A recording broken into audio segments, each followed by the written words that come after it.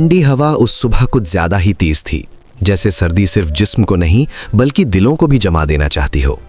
लेकिन उसी सर्दी भरी सुबह एक छोटे से गांव के मिट्टी के घर में ऐसा कुछ होने वाला था जो हमेशा के लिए उस घर की सोच बदल देता।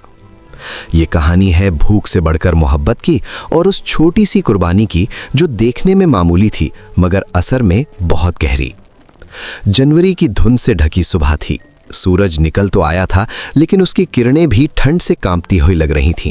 गांव की गलियां खामोश थीं, हर घर की चिमनी से धुआं उठ रहा था और लोग अभी भी लिहाफों में सिमटे हुए थे।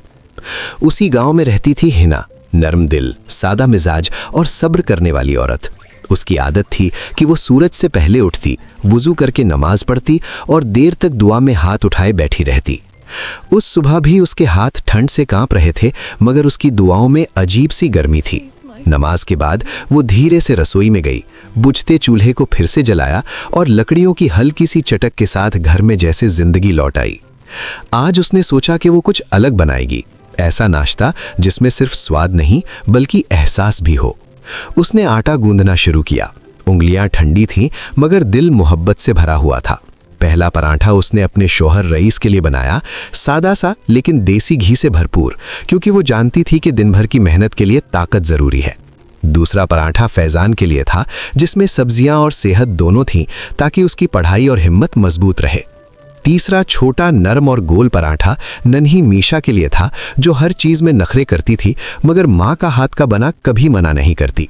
चौथा गुड़ वाला पराठा दादी सलमा के लिए था, जिनकी पुरानी ख्वाहिश आज पूरी हो रही थी। सबके बाद जब आखिरी पराठा बनाने की बारी आई तो हिमा ने अपने लिए बहुत पतला सा पराठा बनाया और उसमें बस थोड़ा सा घी लगाया, क्योंकि उसे डर था कि कहीं घी खत्म ना हो जाए और कल बच्चों के लिए कम ना पड़ जाए। थोड़ी देर में पराठों की खुशबू पूरे घर में फैल गई और सब जागकर दस्तरखान पर आ बैठे।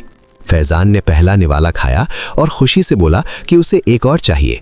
हिना मुस्कुराई और बिना कुछ कहे अपनी प्लेट उसकी तरफ बढ़ा दी, कह दिया कि उसे भूख नहीं है। दादी सलमा ने यह देखा तो उनका दिल भर आया। उन्होंने अपना पराठा तोड़कर कहा कि आधा वो खाएंगी और आधा हिना। रईस को भी अचानक एहसास हुआ कि जो हाथ सबको खिलाते हैं वो खुद आखिर में क्यों खाते हैं। उसने भी अपनी प्लेट आगे बढ़ा दी। फिर बच्चों ने भी वही किया और कुछ ही पलों में सारी प्लेट्स हिना की तरफ बढ़ चुकी थीं। हिना की आंखों में आंसू आ गए। बाहर सर्दी अब भी थी मगर दिल में अजीब सी गर्मी उतर आई थी, क्योंकि आज पहली बार उसकी खामोश कुर्बानी को किसी ने महसूस किया था। उस दिन 5 पराठे 5 लोगों ने नहीं खाए, बल्कि एक ही मोहब्बत ने सबको खिला दिया। न कोई बड़ा रहा न छोटा, न किसी ने ज्यादा खाया न कम, बस घर सुकून से भर गया। सर्दी बाहर रह गई और अंदर मोहब्बत का चूल्हा जल उठा। इस कहानी का सबक बहुत सादा है मगर जिंदगी बदल सकता है।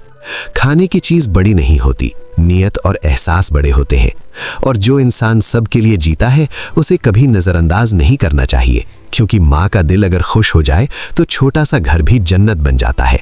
अगर इस कहानी ने आपके दिल को हल्का सा भी छुआ हो तो आज किसी अपने के साथ बैठकर खाना जरूर खाइए, क्योंकि मोहब्बत बांटने से कम नहीं होती, बस बढ़ती जाती है।